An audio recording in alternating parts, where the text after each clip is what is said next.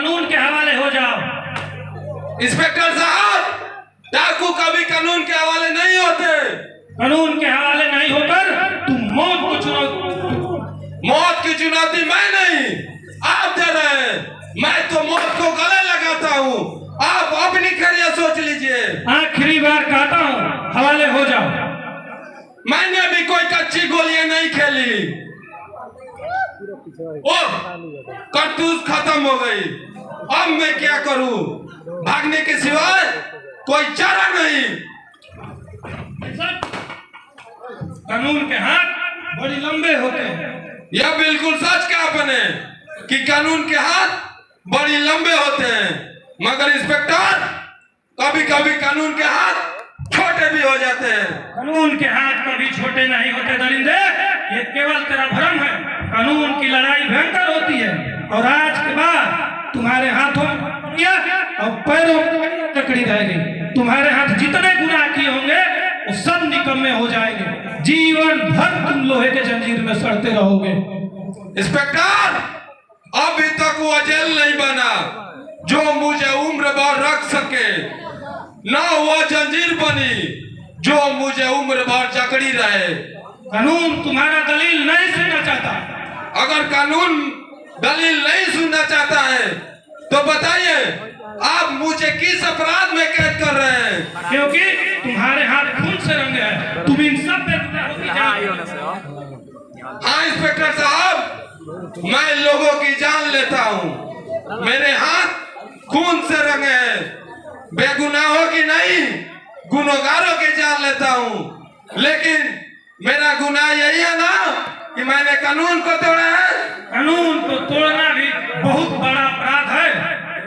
Inspector साहब, कानून को तोड़ना ही सबसे बड़ा अपराध है, लेकिन उन अपराधियों की सजा कहाँ मिल रही है जो गरीब माँ बहन की इज्जत के साथ खिलवाड़ करता है? क्या उनके लिए कानून की आंखें अंधी हो चुकी है? जो भी हो, कानून कानून है। वैसे मैं तुम्हारा कद्र करता हूँ। इंस्पेक्टर साहब, कानून कानून है, मगर गरीब के लिए दूसरा कानून, अमीर के लिए मजाक। शाही महल के अंदर रोज परियों की नाच होता है, शराब की नदियां बही जाती है, जवानियां ऐसों के हाथ मलमल की जमीन पर फेंक दी जाती है। जोगन सिंह, क्या उनके लिए कानून के दरवाजे बंद हो गए? जिनके गरीब भाई के भरपेट भोजन नहीं मिलता, वाहन को तन ढकने के लिए कपड़े नहीं मिलता, आपका कानून क्या कर रहा है? कोई निदान इंस्पेक्टर, इस बताइए। मैं नहीं दूंगा, इसका जवाब अदालत देगी। मैं अपने फकड़ी हूँ, इसलिए अभी यही अच्छा होगा कि समझा इंस्पेक्टर, आप मुझे कैद करना चाहते हो, यही ना? ठीक है, चलिए, मैं तैयार हूँ। जोगन सिंह, मैं तुम्हें विश्वास दिलाता हूँ कि कानून तुम्हारे साथ हमदर्दी बरतेगी। ठीक है इंस्पेक्टर साहब, चलिए, मैं तो जेल जा रहा हूँ और फांसी को हाथ से गले भी लगाऊंगा, मगर मेरे साथी आजाद इतना भी मालूम होगा कि सिर्फ होशियार भी छिप कर वार करता है। कहीं ऐसा ना हो कि इसके लिए कानून हमेशा तैयार रहता है। ओ देखिए इंस्पेक्टर साहब, मेरे साथी आ रहे हैं।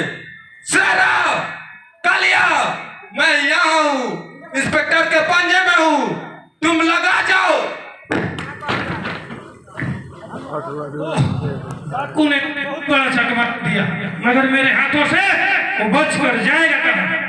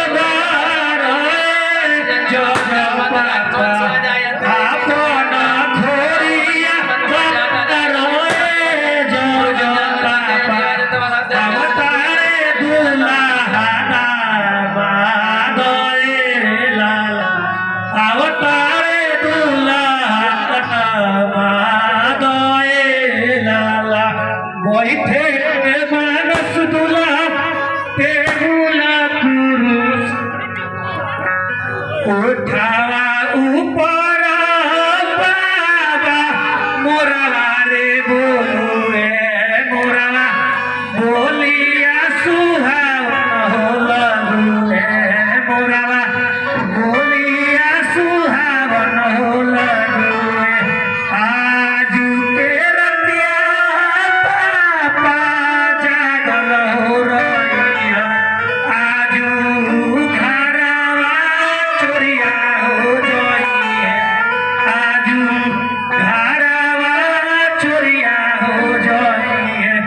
सबरे संपत्तिया बाबा गौरा बेटी चोरिया हो जाई है गौरा बेटी चोरिया हो जाई है दुआरा पे बेटी चौकी दरबार रखबू अंगना में सिपहिया रे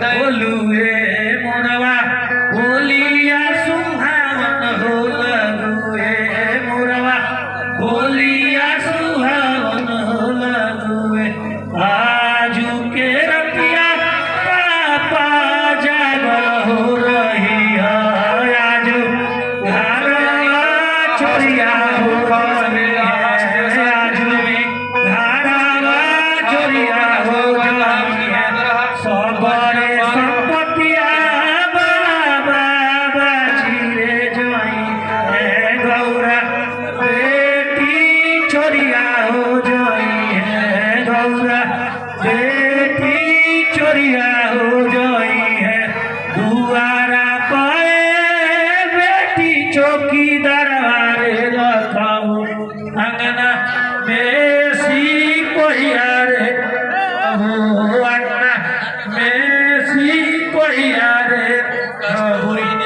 राखी के चटैया पापा हो बिछवले बार हमारा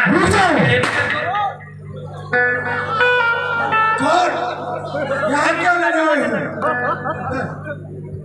मेरे तो बहुत कुछ है सोना चांदी जवाहर मगर तुम्हारी संपत्ति और पुत्री 2 तोला के पलड़े पर झड़ रही है।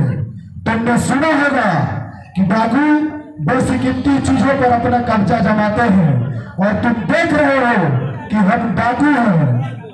ये तुम्हारी प्यारी चीज चाहिए, भले ही दुनिया के नजरों में ये ना चीज है। तुम्हारे यहाँ आए हैं तो सिर्फ तुम्हारे संपत्ति के लिए और तुम्हारी लाडली बेटी के लिए। क्या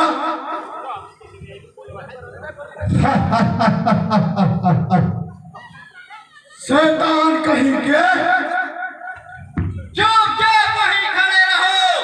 शोर मचाने की कोशिश की तो टप्पू दबा दूंगा।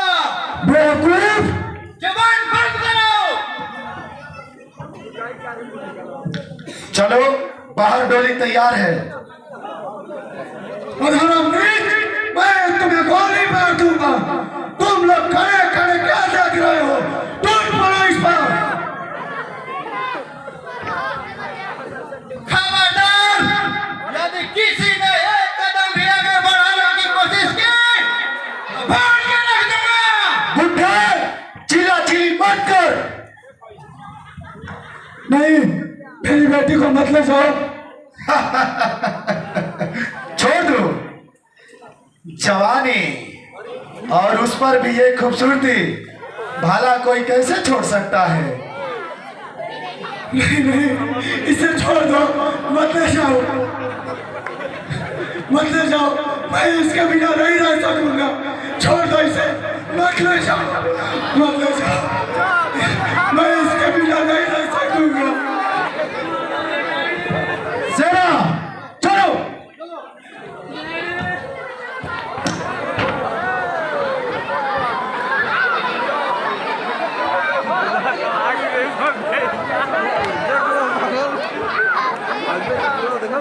तुम लोग अपने हाथ में चुड़िया पहन लो, चुल्लू पर पानी में डूब मरो। तुम लोगों के सामने से मेरी बेटी को डाकुओं ने उठा ले गया। तुम लोग खड़े खड़े देखते ही रह गए। लानत है तुम लोगों जैसे पर। लानत तो तुम पर है जज साहब, जो किनों पर लाडली बेटी को लूटने दिया। कौन? तुम किस लिए आए हो? यह मेरे सवाल का जवाब नहीं। आज मैंने जान लिया कि न्याय जज भी अपने संतान को प्यार देता है, जिस प्यार की कीमत ही नहीं जज साहब। मुझे तो आपको जज कहने में भी लज्जा आती है। आखिर मैं क्या करता? चुल्लू भर पानी में डूब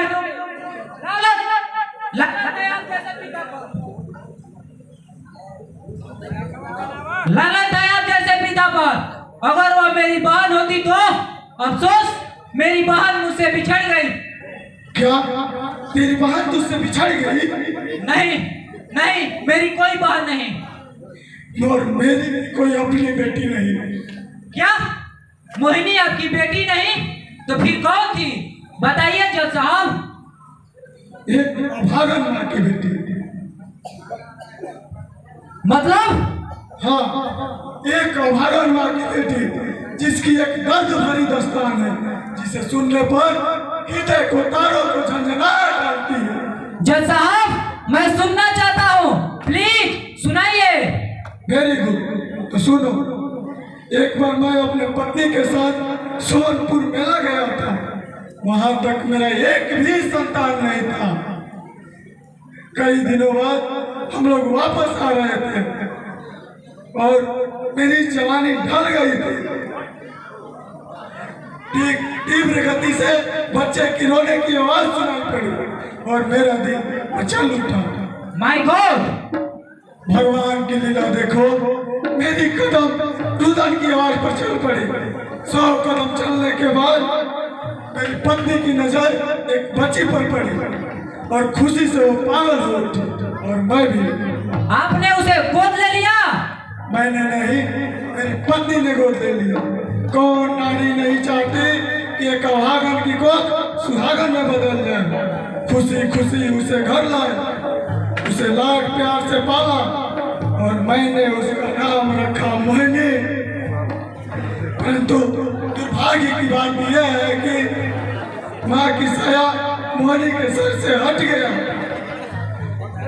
मैंने उसे पिता का प्यार नहीं, माँ का प्यार दिया, लेकिन लाडली इस बुढ़ापे में मुझसे बिछड़ गई।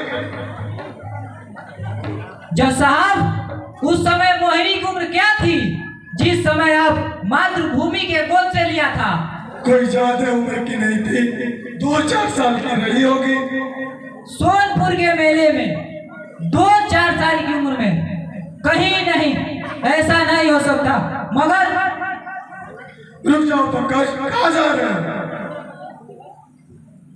बरसों के जख्मी दिल पर पट्टी करने। रुक जाओ बेटा, मुझे भी अपने साथ ले चलो, मुझे भी चलना जरूरी है। मुझे इस हालात पर मत छोड़ो पंकज, मत छोड़ो।